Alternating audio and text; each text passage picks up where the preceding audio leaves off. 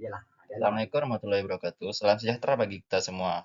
Pada kesempatan kali ini, kami dari kelompok 6 yang beranggotakan Hidayatul Afif, Hamidi, Hadi Hayatul Sodikin, dan Febrian Nur Rahmat akan menyampaikan presentasi mengenai balance scorecard. Semoga presentasi ini bermanfaat dan selamat menyaksikan. Balance Scorecard.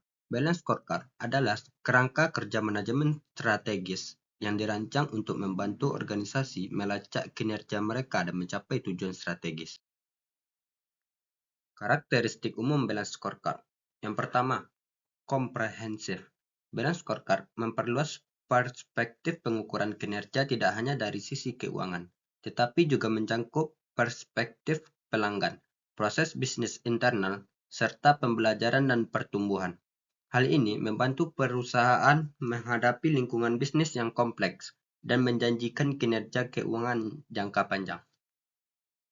Yang kedua, koheran. Balance scorecard mengharuskan adanya hubungan sebab akibat yang sistematis antara berbagai perspektif, terutama antara sasaran non-keuangan dengan sasaran keuangan, sehingga strategi perusahaan dapat terintegrasi dengan baik.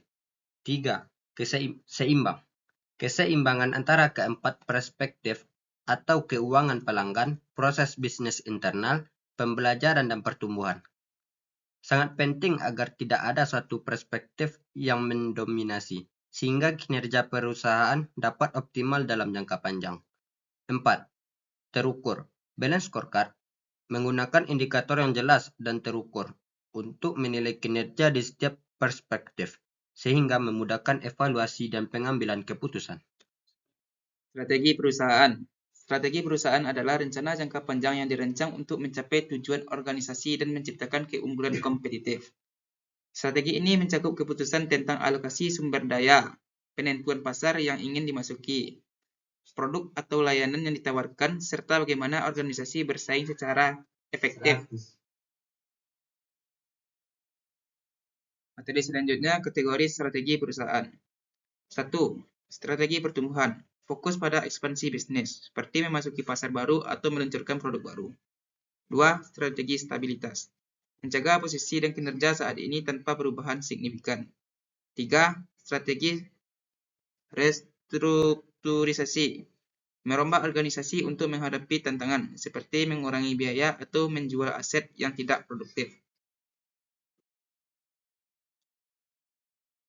Hubungan balance scorecard dengan strategi perusahaan. Balance scorecard berfungsi sebagai alat untuk memastikan bahwa strategi perusahaan diterjemahkan ke dalam tindakan dan diukur secara sistematis. Balance scorecard menyelaraskan visi dan tujuan strategis dengan operasi sehari-hari melalui 4 perspektif utama. Yang pertama yaitu perspektif keuangan. Mengukur apakah strategi perusahaan memberikan dampak finansial yang positif. Contoh, meningkatkan margin keuntungan atau pendapatan per segmen pasar. Yang kedua, perspektif pelanggan. Mengukur kepuasan dan loyalitas pelanggan sebagai hasil dari pelaksanaan strategi.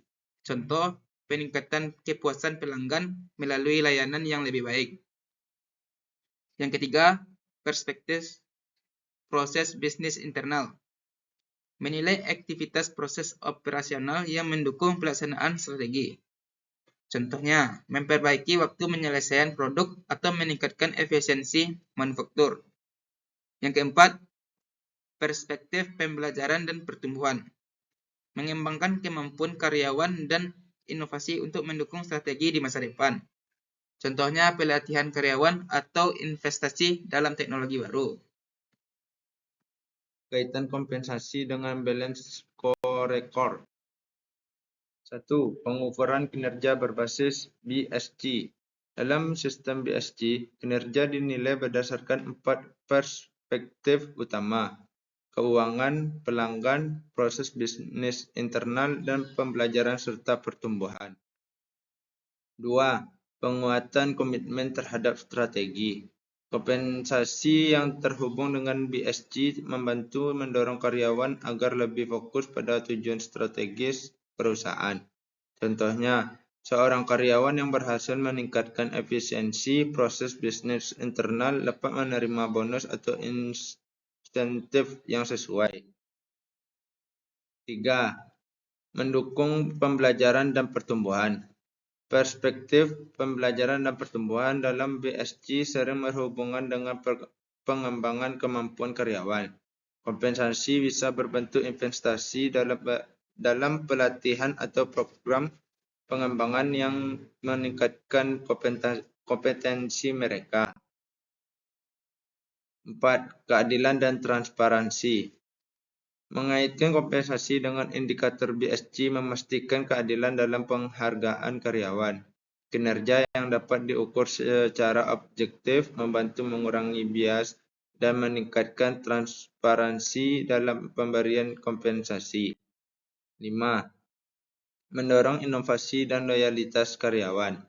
Dengan mengaitkan kompensasi pada pencapaian strategi melalui BSG, karyawan merasa dihargai atas kontribusi mereka terhadap keberhasilan organisasi. Hal ini meningkatkan loyalitas dan memotivasi mereka untuk berinovasi. Materi selanjutnya adalah perspektif dari balance scorecard. Yang pertama, keuangan. Fokus pada hasil ekonomi organisasi seperti peningkatan pendapatan, pengelolaan biaya, atau pencapaian laba. Perspektif ini penting untuk memahami keberhasilan finansial dalam mendukung tujuan strategis. Yang kedua, pelanggan. Meningkatkan nilai kepuasan pelanggan, loyalitas, dan hubungan dengan pasar. Perspektif ini mencerminkan bagaimana organisasi memenuhi kebutuhan pelanggan dan menciptakan nilai bagi mereka. Yang ketiga, proses bisnis internal. Mengevaluasi efisiensi dan efektivitas proses internal organisasi, seperti produksi, distribusi, atau manajemen operasional. Hal ini memastikan bahwa proses yang dilakukan mendukung pencapaian strategi. Yang keempat, pembelajaran dan pertumbuhan.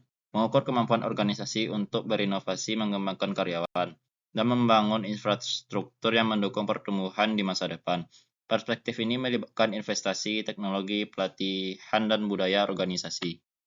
Terima kasih telah menyimak video kami. Semoga teman-teman paham dengan apa yang kami paparkan. Terlebih dan terkurang, kami mohon maaf. Akhir kalam, Assalamualaikum warahmatullahi wabarakatuh.